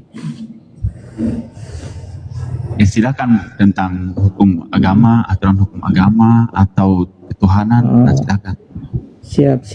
Terima kasih Suka-suka kau lah. sudah di. Soalnya kalian suka muter-muter kalau kita tentukan tema gitu. Silakan. Saya juga dari tadi bingung nih, nggak tahu substansinya apa nih yang mau jadi apa tema dialektika pada pagi ini, karena tadi pertama saya dengar masalah Musa, lalu lari ke sini sampai ke sini. Ya itu kan dari saudaramu. Apa namanya tadi ya, menindaklanjuti tadi dari perkataan awal itu. Mungkin ini seperti apa, suatu apa? Orang pertama yang secara eksplisit menghancurkan patung-patung berhala dalam Alkitab atau Bible adalah Abraham, tetapi tidak secara eksplisit tertulis dalam Alkitab atau di dalam kitab Kejadian. Kita Berarti itu benar kan? Berarti benar kan? Nah, Ya. kenapa Ya saudara benar, Kristen kisah ini berasal dari tradisi Yahudi, khususnya dalam literatur Midrash dan Talmud, bukan dari teks kitab suci atau Alkitab dalam bahasa Ibrani maupun Perjanjian Lama secara langsung. Namun dalam teks asli yang di kanon, tokoh pertama yang menghancurkan berhala secara langsung disebut adalah Musa. Nah, padahal Abraham sudah ada kan? Ya, tradisi Yahudi, Abraham sumber ini kita ngambil dari tradisi Yahudi ya. Sumber Midrash Bereshit Rabbah 38 ayat 13. Di situ membahas tentang kisah Abraham menghancurkan patung-patung berhala milik ayahnya Terah. Ia juga sangat konfrontasi langsung dengan Raja Nimrod tentang penyembahan berhala itu. Memang tidak tertulis langsung dalam Kejadian, tetapi secara tidak langsung didukung oleh tindakan Abraham yang meninggalkan penyembahan berhala dan mengikuti Tuhan, atau yang dikenal sebagai Tetragrammaton YHWH. Itu kira-kira kalau dari saya tadi menindaklanjuti pertanyaan dari kalau Bunda seandainya kayak yang seperti kau bilang, tidak akan terlalu panjang perdiskusian. Tapi masalahnya saudara-saudara Kristen ini, sebagian ini tidak pernah mau menerima data yang kita tunjukkan. Itu herannya. Kecuali kita tidak nunjukkan data, silakan tidak terima. Tapi yang saya baca itu nunjukkan data, dan mereka tidak mau terima. Karena memang Tapi secara kenapa kalau Kristen yang eksplisit, menunjukkan data mereka akan terdiam? Inilah sebenarnya salahnya. karena memang secara eksplisit di dalam Alkitab itu tidak diterangkan secara komprehensif. Nah itu makanya saya bilang Bible itu tidak lengkap. Sudahlah mengambil kitabnya Yahudi, tapi banyak yang dikurang-kurangi sejarahnya. Kalau perspektif Bunda seperti itu juga keliru. Kenapa? Karena kalau seperti kata Alkitab, kalau memang semua peristiwa yang terjadi itu dicatat, Alkitab itu sekarang aja Alkitab itu sudah sangat tebal, apalagi Bukan kalau begitu semua soal tebalnya, dicatat. Optimis. bukan soal tebalnya. Begini ya, Dek ya. Kakak sedikit ya. Nanti lanjut sama Bang Greg. Kakak mau apa dulu? Bukan soal tebalnya ya. Al-Quran, kenapa tidak ada yang menceritakan secara detail seperti itu? Karena itu tidak penting. Bukan maksudnya tidak penting. Itu akan ada lagi kitab yang akan menjelaskan itu. Makanya dikatakan umat muslim itu, orang Islam itu, ya, agama Islam itu berpedoman pertama kepada apa? Al-Quran. Kedua kepada apa? Hadis dan kitab-kitab para ulama. Nah, hadis inilah yang baru menjabarkan semuanya. Kan tadi kalian katakan, kalau nanti diterangkan semua bunda akan menjadi tebal. Makanya orang Yahudi ada kitab tafsir. Selain dari kitab tanahnya. Ada ini, ada Talmud salah satunya. Nah, itu yang menjelaskan semua penjabaran di kitab intinya, yaitu kitab tanah. Sama seperti Al-Quran. Menjelaskan bagaimana cara gerakan sholat. Menjelaskan kenapa yang disurupakan dengan Nabi Isa itu siapa. Menjelaskan bagaimana siapa istrinya Nabi Adam. Semuanya itu akan ada kita temukan di dalam suatu riwayat hadis. Begitu. Nah, terus apa poin di dalam Al-Quran? Poin di dalam Al-Quran itu yaitu menjelaskan tentang hukum-hukum syariat, larangan, aturan di dalam Islam. Bagaimana manusia ke manusia, bagaimana manusia ke Tuhan. Nah, kitab perjanjian lama, itu kitab orang Yahudi itu loh. Tapi cerita tentang bagaimana sejarah bangsa Israel, kenapa tidak dilengkapi? Sehingga jadi blunder kayak begini. Akhirnya kita mencari apa? Mencari datanya di catatan orang Yahudi. Karena catatan orang Yahudi lah yang lengkap menjelaskan tentang bagaimana sejarah orang-orang Bani Israel. Gitu maksud saya, optimis. Kalau dimasukkan nanti di dalam Alkitab, Kanora, nanti Alkitab itu tebal kali. Nah, makanya di dalam Islam ada yang namanya hadis yang menjelaskan semua bagaimana yang ada di dalam Al-Quran. Begitu optimis. Paham ya, Dek ya? Kan kalau Kristen kan cuma satu, Bible doang. Nanti kalau kita minta penjabarannya, ini ialah yang rancunya Kristen. Kristen ini tidak punya kitab lain. Kristen ini tidak punya kitab tafsir. Sehingga, maaf ya optimis, sehingga saudara-saudara kita yang di Kristen ini seenaknya saja menafsirkan Bible itu menurut pemikiran masing-masing. Bayangkan berapa juta umat Kristen di muka bumi ini, kalau ditanya Bible-nya, begitu juga bedanya berapa juta pemikiran manusianya. Benar. Tapi kalau Islam, kalau tidak ada ilmu, tidak bisa kau menafsirkan Al-Quran itu. Nah, itu bedanya, Dek.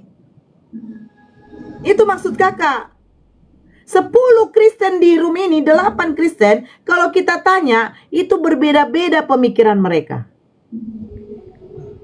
Itu maksud kakak. Karena apa? Karena tidak ada kitab Kristen untuk menafsirkan. Bagaimana Kristen mau mengeluarkan kitab tafsiran, sementara Bible kalian sudah menggunakan bahasa Indonesia. Yang namanya ditafsirkan itu dari bahasa original, ditafsirkan ke bahasa, penjelasannya ke bahasa Indonesia.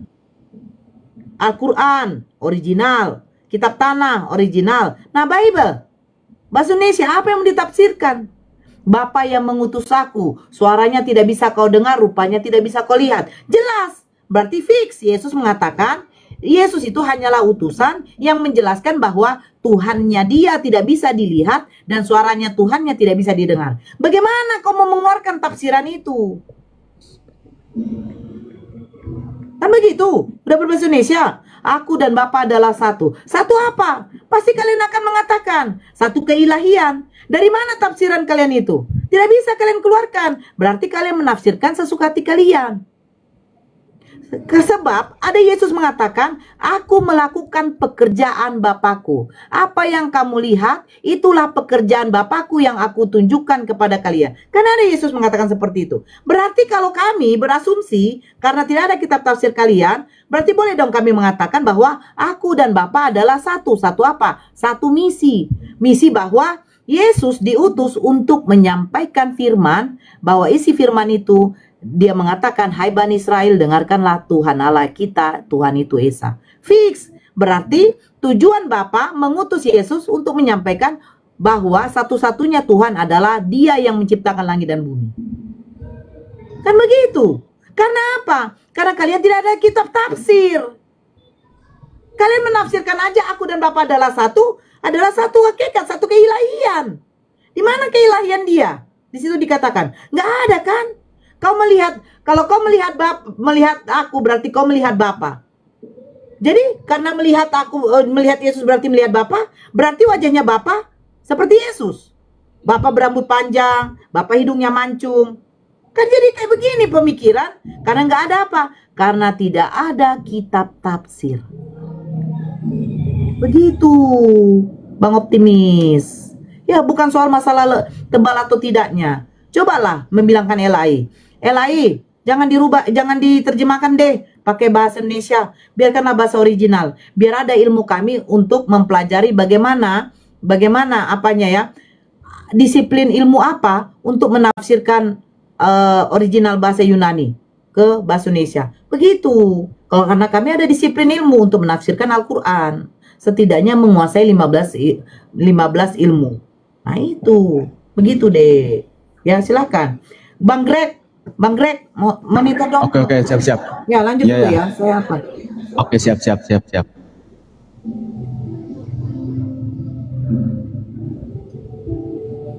Oke, Bang Optimis. Ya siap Monitor. Pak. Monitor Masih ya. ini ya. Ya masih monitor. Oke.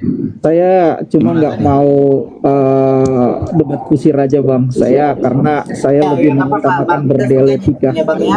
Saya lebih mengutamakan berdialektika yang ilmiah. Jadi saya nggak mau lebih ke debat kusir, karena kita tujuan kita adalah bukan mau mencari mana yang menang, mana yang kalah, tapi tujuan kita untuk menambah pengetahuan dan memberikan edukasi.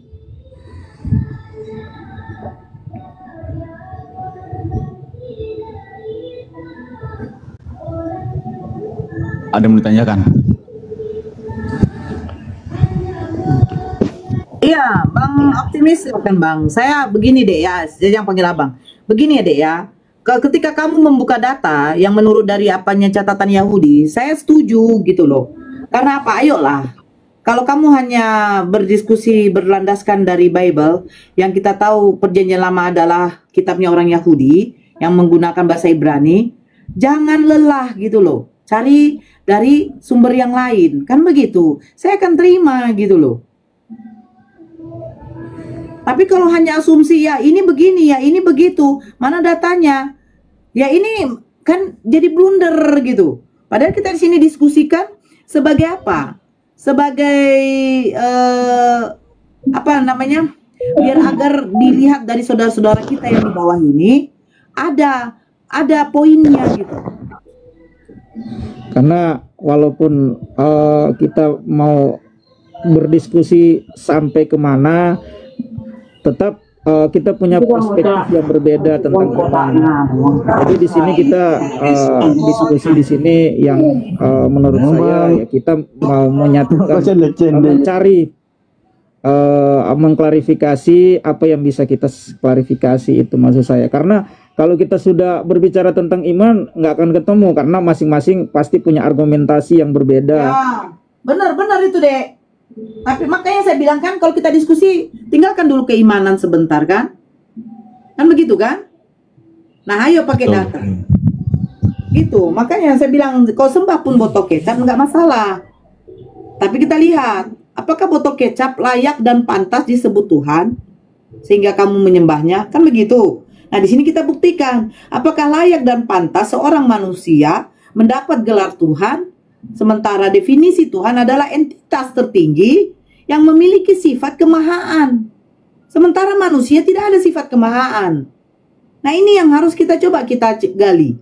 Pantas nggak jabatan Tuhan itu disematkan kepada manusia? Sementara manusia tidak kekal, Tuhan itu kekal. Kan begitu deh kan dek? Contoh kayak presiden.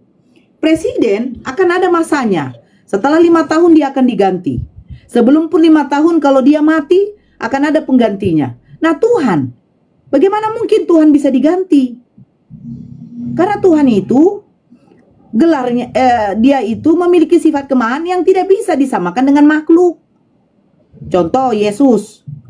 Kalau Yesus Tuhan, kenapa dia harus dikandung dulu selama 9 bulan? Kenapa Tuhan ini turun harus menggunakan rahim ciptaannya? Dan dia dilahirkan oleh ciptaannya. Nah ini maksud kakak deh. Nah, ini dulu Bang Greg. Naikkan, kalau ada narasumber dari Islam, silakan dinaikkan aja. Oke, siap. Oke, teman-teman Islam yang apa ya? Yang matang apa ya? betul, soal siap. Bible. Ya. Oke, silakan teman-teman yang ingin bergabung dari Islam, silakan ya. Tapi yang 1 atau 2 orang lah, silakan. Oke, Bang Optimis lanjut. Ya, silakan tanggapi tadi pernyataan dari Bunda Nora. Silakan, Bang. Apa tuh Bang? Alamak. Jadi Yang gini, mana? atas dasar apa Anda menuhankan Yesus? Tadi seperti itu. Silakan. Oh, Jadi bukan modal imani saja, Anda mengikuti saja apa perkataan bapak-bapak gereja atau pendeta. Tapi ada hal dasar yang membuat Anda itu menuhankan Yesus. Silakan.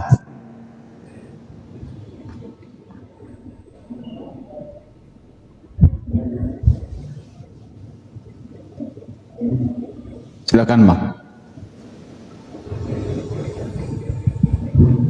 Halo? Halo, Bang Optimis. Alamak. Kedengaran nggak ya suara saya? siap Bang, siap. Sorry, tadi jauh dari perang. iya. Oh iya, gimana? Jadi gimana maksudnya gimana nih? Oke. Atas dasar apa Anda menuhankan Yesus? Silakan. Asar dasar apa Anda menuhankan Yesus? Terlalu banyak dasarnya Pak. Kalau dari saya pribadi, dari kacamata saya, tentunya begini Bang. Tentunya kan kita orang yang punya diberikan akal, diberikan pikiran untuk berpikir secara logik, ya kan? Jadi artinya begini, kalau dari pihak saya tidak mungkin akan mempercayai sesuatu yang tidak logis dan yang tidak saya ketahui. Karena itu akan menjadi suatu bumerang. Kalau bisa kasih data, Bang. Kasih datanya loh. Oh ini Bang Greg, saya menuhankan Yesus karena di sini Yesus mengatakan seperti ini. Atau ada tertulis Tuhan mengatakan seperti ini, gitu loh. Siap. Silakan. Jadi gini Bang, kenapa saya menuhankan Yesus? Karena di dalam Bible ada banyak Alkitab yang menunjukkan tentang siapa Yesus itu. Kayak di Markus 10 ayat 45, dia berkata di situ bahwa karena anak manusia juga datang bukan untuk dilayani, melainkan untuk melayani dan memberikan nyawanya untuk menjadi tebusan bagi banyak orang. Kata tebusan Yunani litron adalah istilah khusus dalam hukum perbudakan yang berarti pembayaran untuk membebaskan seseorang dari perbudakan hukuman. Itu dasar. Dan yang kedua, sebelum Yesus gini bro, dia mengadakan perjanjian. Enggak, ini kalau abang bertanya kepada saya, dasar kenapa saya menjadikan Yesus itu adalah Tuhan. Yang pertama bahwa Yesus dengan secara eksplisit dia berkata bahwa dia memberikan nyawanya menjadi tebusan bagi banyak orang. Itu terdapat di dalam Markus 10 ayat 45 bahwa di situ Yesus secara eksplisit berkata bahwa dia datang untuk memberikan hidupnya menjadi tebusan bagi banyak orang. Dan yang kedua di dalam Matius 26 ayat 28, di saat perjamuan terakhir sebelum Yesus ditangkap dan disalibkan, di situ secara eksplisit juga Yesus berkata, sebab inilah darahku, darah perjanjian yang ditumpahkan bagi banyak orang untuk pengampunan dosa. Jadi inilah dasar-dasar. Yesus mengatakan bahwa darahnya adalah alat pengampunan dosa. Ini jelas merujuk pada karya penebusannya melalui salib. Terlalu banyak di dalam Yohanes 10 ayat yang 11, aku adalah gembala yang baik. Gembala yang baik memberikan nyawanya bagi domba-dombanya. Yesus menggambarkan kematiannya sebagai bentuk kasih yang menyelamatkan umatnya. Yohanes 10, 17-18, Bapa mengasihi aku oleh karena aku memberikan nyawaku untuk menerimanya kembali. Tidak seorang pun mengambilnya daripadaku, melainkan aku memberikannya menurut kehendakku sendiri. Yesus menegaskan bahwa kematiannya adalah keputusan sadar sebagai bagian dari rencana keselamatan. Memberikan nyawa dia secara sadar, dia datang untuk memberikan nyawanya sebagai penebusan dosa. Lukas 19 ayat yang 10, karena anak manusia datang untuk mencari dan menyelamatkan yang hilang. Pernyataan misi Yesus menyelamatkan yang hilang, yaitu orang-orang berdosa. Yohanes 3 ayat 14. Udah belum. Kayaknya udah kayak di gereja aja nih, mantap banget. Ya, ini kan kalau abang bertanya nih dari perspektif saya. Makanya saya katakan tadi, saya sebagai orang yang yang diberikan hikmat, pengertian, nggak mungkin saya menuhankan batu, menuhankan sesuatu yang tidak saya selidiki, yang tidak saya ketahui. Lalu saya langsung menuhankan dia. Saya bukan orang yang bodoh. Itulah maksud saya penekanannya di sini. Ketika abang bertanya kenapa saya menuhankan Yesus. Jadi kembali lagi saya berkata, saya orang yang kritis, saya bukan orang yang bodoh. Oke, bagus, pintar. Abang pintar kok, abang pintar. Saya nggak membodohkan abang kok. Oke. Ya itu kira-kira, maaf nih bang ya, ini kan dari abang kan bertanya alasannya kenapa saya menuhankan Yesus. Karena saya menyelidiki, saya mempelajari, saya mencari tahu kebenarannya siapa itu Yesus. Siapa itu sosok Yesus. Terlalu banyak ayatnya bang, kalau abang mau bertanya alasan kenapa saya menuhankan Yesus. Iya. Oke bang. Saya mau pastikan dulu. Berarti Yesus ini yang menciptakan langit dan bumi, betul? Apakah Yesus ini yang menciptakan langit dan bumi, betul? Yohanes 1 ayat 3 bang. Oke, Yohanes 1 ayat 3. Sebentar, Bang Matius naik dulu, Bang Matius. Kita main-main dulu di sini. Sebentar ya, saya naikin Bang Matius dulu.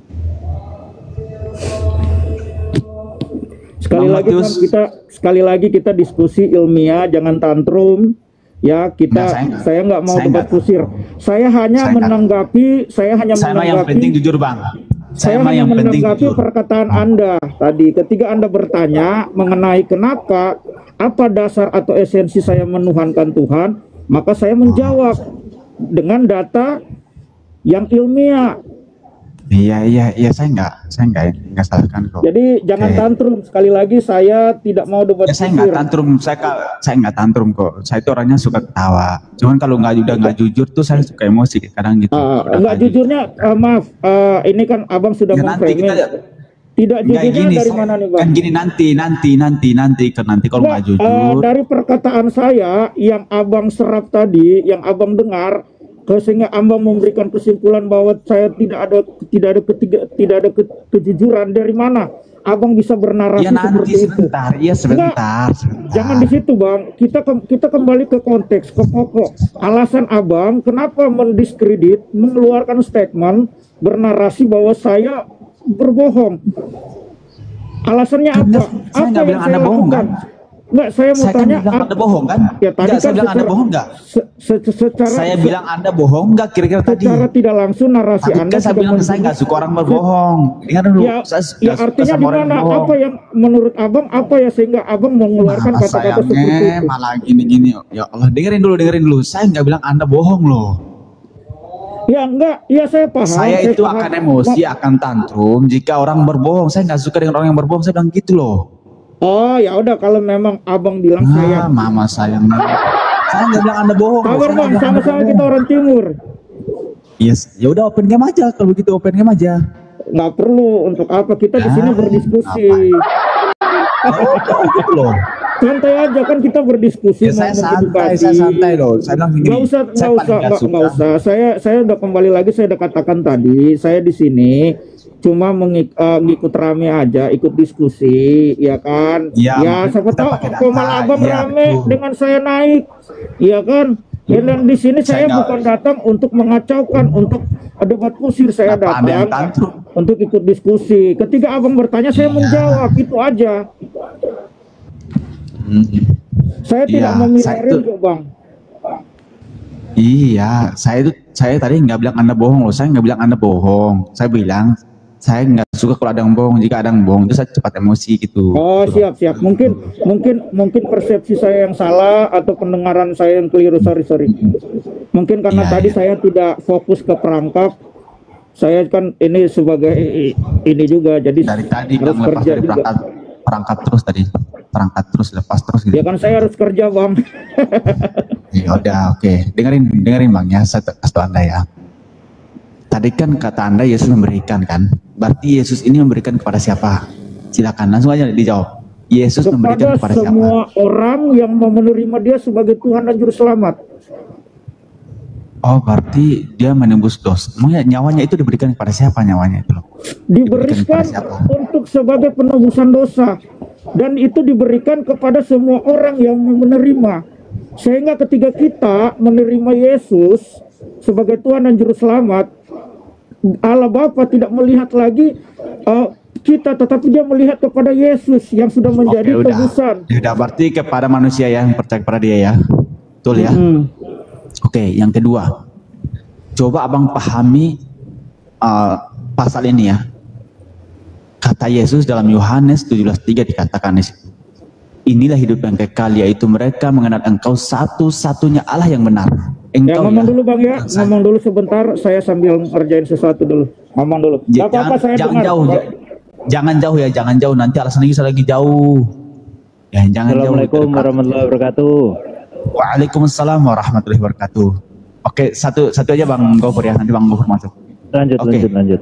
Oke. Dalam Yohanes 17:3 dikatakan Bang Optimis, dikatakan di situ, inilah hidup yang kekal, yaitu mereka mengenal Engkau satu-satunya Allah. Engkau ya, bukan aku ya. Waalaikumsalam warahmatullahi wabarakatuh. Bukan saya ya, tapi Engkau. Artinya Engkau berarti Dia. Ya, ada orang yang ketiga. Perhatikan itu, Engkau. Berarti di situ siapa? Allah. Engkau Allah satu-satunya Allah yang benar dan mengenal Yesus Kristus yang Engkau utus. Nah, di sini siapa mengutus Yesus? Yang mengutus Yesus adalah sang sumber. Siapa itu? Bapa. Oke, silakan Pak.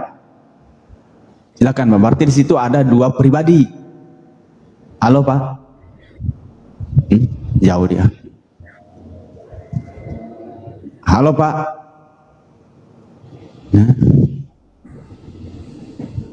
Oke, kita lanjut lagi. Kemudian dalam Markus 12:29 di situ dikatakan bahwasanya inilah hukum yang terutama. Inilah hukum yang terutama, yaitu dengarlah hai Bani Israel, Tuhan Allah kita, Tuhan itu Esa, Tuhan itu satu, nggak ada lagi yang lain.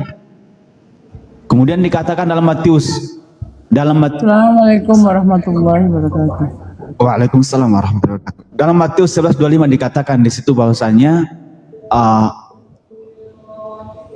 Yesus berdoa kepada Bapaknya, aku bersyukur kepada Bapa Tuhan langit dan bumi. Halo Pak Matius. Oke, kita lanjut dah. Kayaknya dia lagi jauh. Oleh Bang Ardi. Halo Bang Ardi. Halo Bang Ardi. Ya, halo, selamat pagi. Oke, pagi. Ini Bang, kita punya tema suka-suka oten lah. Kita punya tema itu, silakan.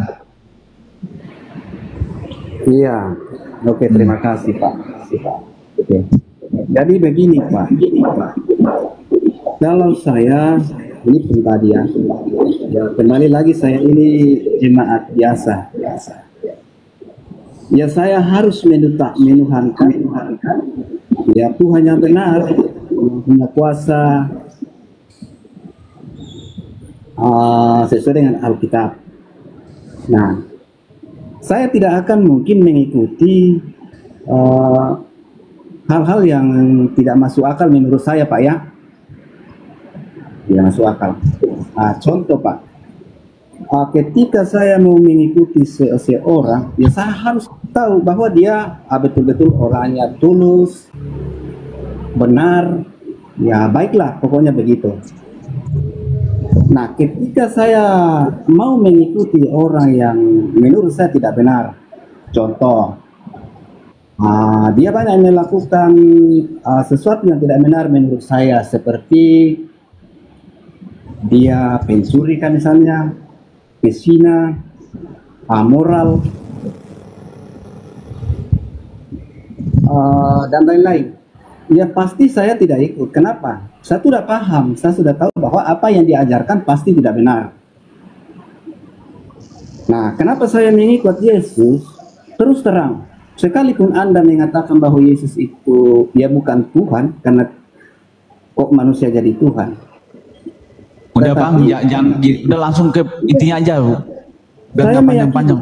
Sekarang bahwa Yesus itu adalah Tuhan yang benar. Kenapa? Dia mengajarkan saya satu ajaran yang saya tidak bisa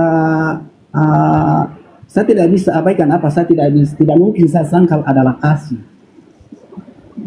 Tidak Gini, ada Bang, ajaran kalau abang cuma mau ini, bahkan Yesus mengorbankan nyawanya demi kasih. Gini bang, sebentar Bang.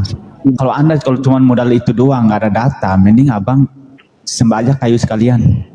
Ya, masa jalan panjang banget. Langsung tunjukkan buktinya aja, datanya langsung tunjukkan. Silakan. Bang. Izin Bang. Saya akan tunjukkan data-datanya, buktinya bahwa Yesus adalah Tuhan. Ya itu tadi Pak, dia mengajarkan kebenaran, termasuk kasih.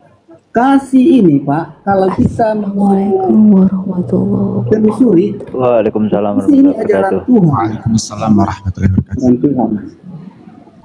Pak, izin saya potong ya, karena mungkin yang Anda maksudkan intinya pada poinnya adalah ajaran tentang kasih. Sebenarnya gini Pak. Kemudian kedua, bukti-bukti bahwa Yesus adalah Tuhan yang ada di atas. Ya udah lanjut.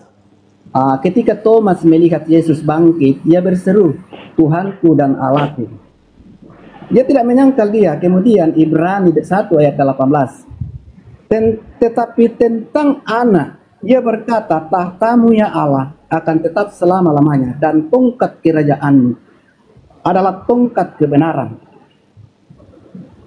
Kemudian Roma pasal 10 ayat 9. Sebab jika kamu mengaku dengan mulutmu bahwa Yesus, saya tanggapin sedikit, izin Bang. Percaya dalam hatimu lanjut. Allah telah membangkitkan dia dari antara orang mati, maka aku terlalu panjang pembualan yang kulakukan. Ya, dengarkan saya Pak.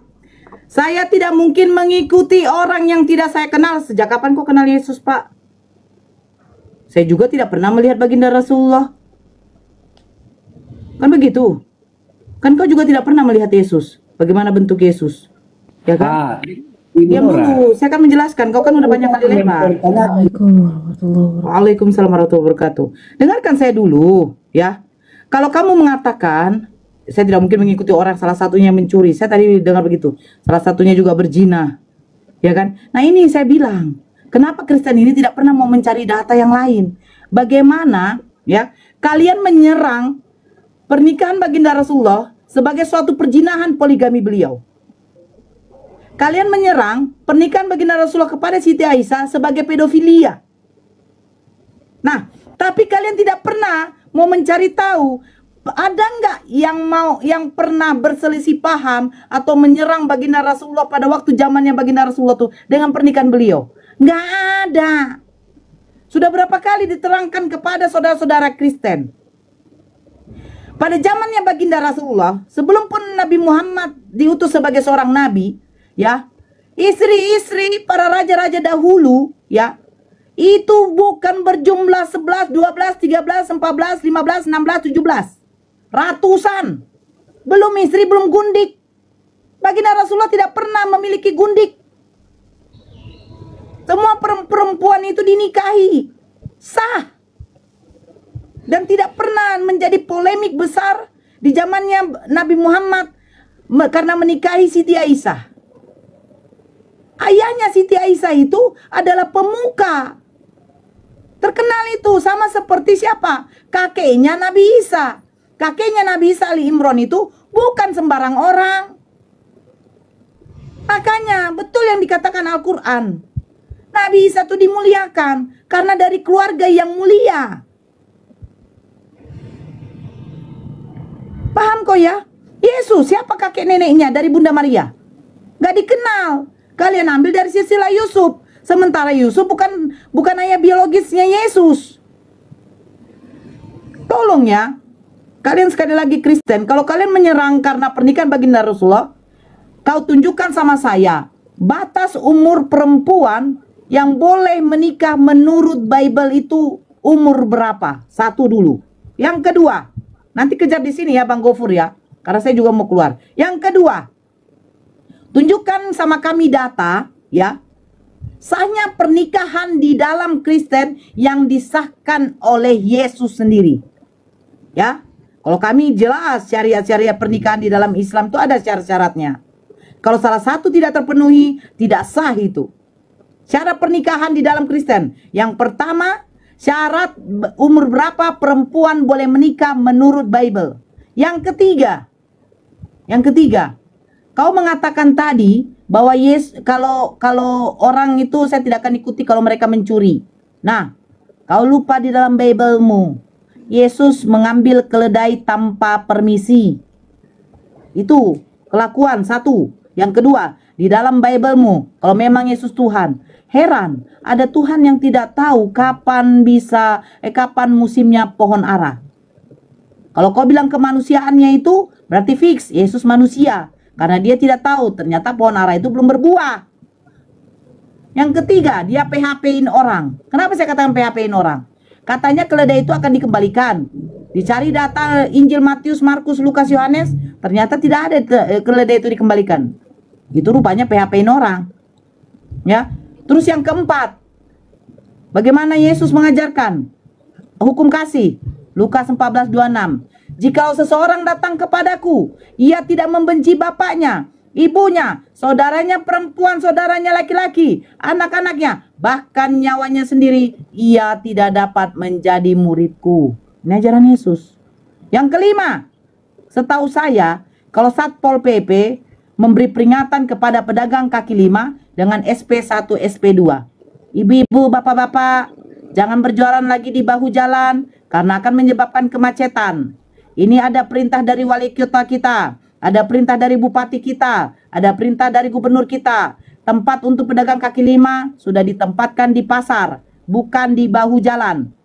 Peringatan dulu. Kalau yang kedua, diperingati lagi. Yang ketiga, diangkut barang dagangannya. Ini enggak. Tiba-tiba datang dia ngapain? Diporak-porandakan tanpa ada SP1, SP2. Ajaran kasih apa ini? Datang Ardi, ya, menaruh motornya di depan halaman orang, tapi ketika orang itu tidak terima, dihancurkannya langsung motornya si Ardi. Kau terima enggak? Ya enggak lah. Kenapa Bapak enggak ngasih tahu dulu kalau saya tidak boleh parkir di halaman Bapak? Kan pasti kok ngomong gitu kan? Kalau memang Yesus ngajarkan kasih, harusnya dikasih peringatan dulu. Hai pedagang merpati, yang berdagang penukar duit, yang kalian jadikan tempat ibadahku sarang penyamun, jangan lagi kalian berjualan di sini ya. Ini untuk tempat beribadah, tidak boleh. Berdaganglah kalian di pasar sana. Begitu kalau hukum kasih ya. Ini enggak datang blubrak. Lebih hebat lagi Satpol PP, Pak Ardi ya. Kalau soal itu, yang pertama saya kejar poin batas umur perempuan boleh menikah di dalam Bible. Yang kedua, sahnya pernikahan di dalam Kristen yang disahkan oleh langsung Yesus sendiri. Silakan tunjukkan. Yang ada penyalipan di mute. lanjut abang, saya karena mau prepare mau keluar, saya mau penginjilan di luar. Assalamualaikum warahmatullahi wabarakatuh, Bunda. Waalaikumsalam warahmatullahi wabarakatuh. Oke, siap Bunda. Hati-hati Bunda. Saya monitor ya, saya sambil monitor. Silakan Ardi. Oke, silakan Bang Ardi. Optimis sudah ada. Tanggapi dulu sementara. Kalau nggak bisa dia kondusif sama Bang Tim saja, saya lebih suka. Bang Greg, aku belum momot kayaknya di sini. Yang ini. Oh. Lanjut. Gimana Bang Ardi? Tanggapi.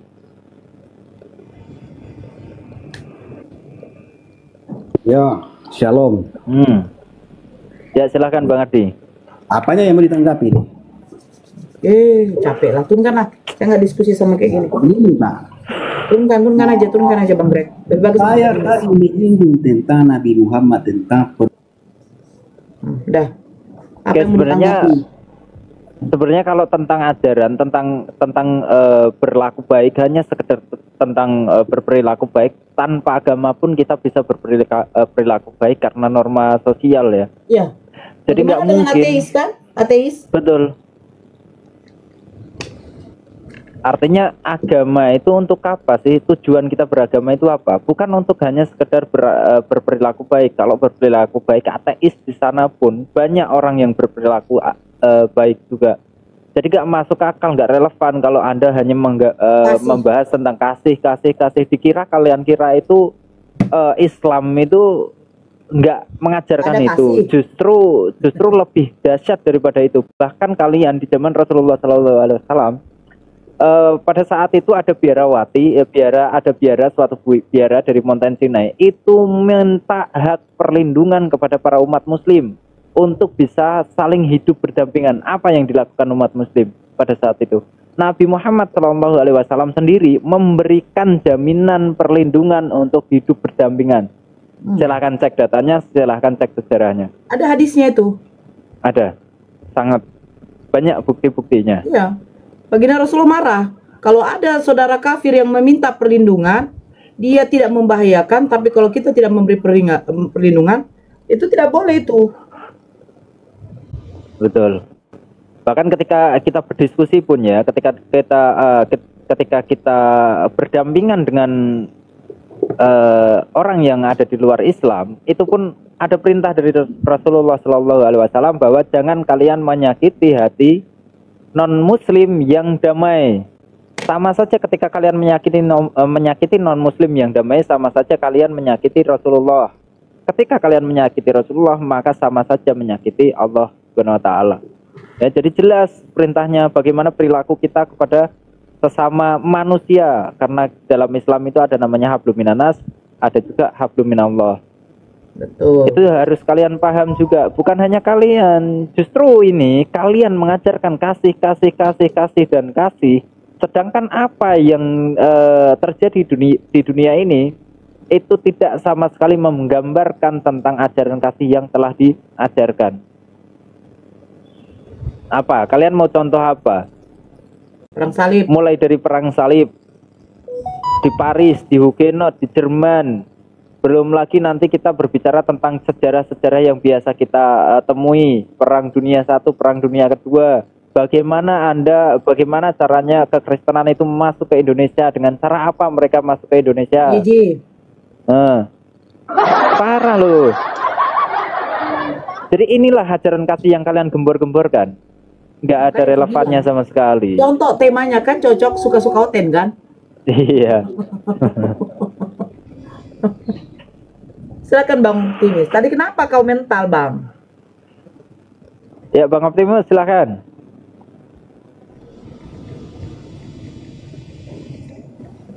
Bang Optimus silakan Bang Optimus.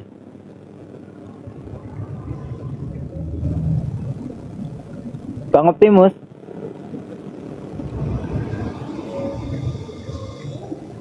Oke, coba kita cari yang mau naik lagi ya. Mungkin dia lagi nggak standby.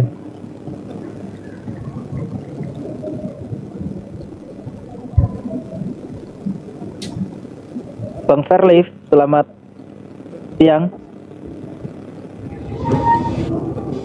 Bang Fairlift, selamat siang.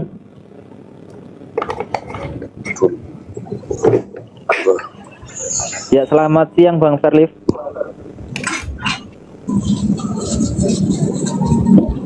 Yang masak dia. Bang John, selamat siang. Belum duduk. Oh iya kah? Oke, Bang John, selamat siang Bang John.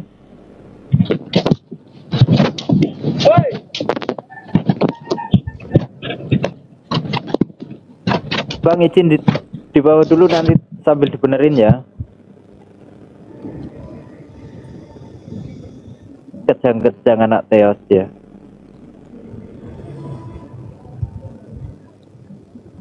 Anak Teos kejang-kejang.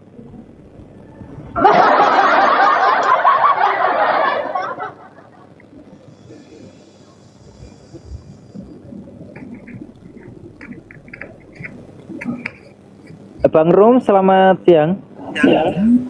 Siang. Oke, Muslim Kristen Bang? Muslim. Oh Muslim, baik. Bentar Bang ya. Bang MMS, selamat siang. Bang MMS, selamat siang. Bang MMS, selamat siang.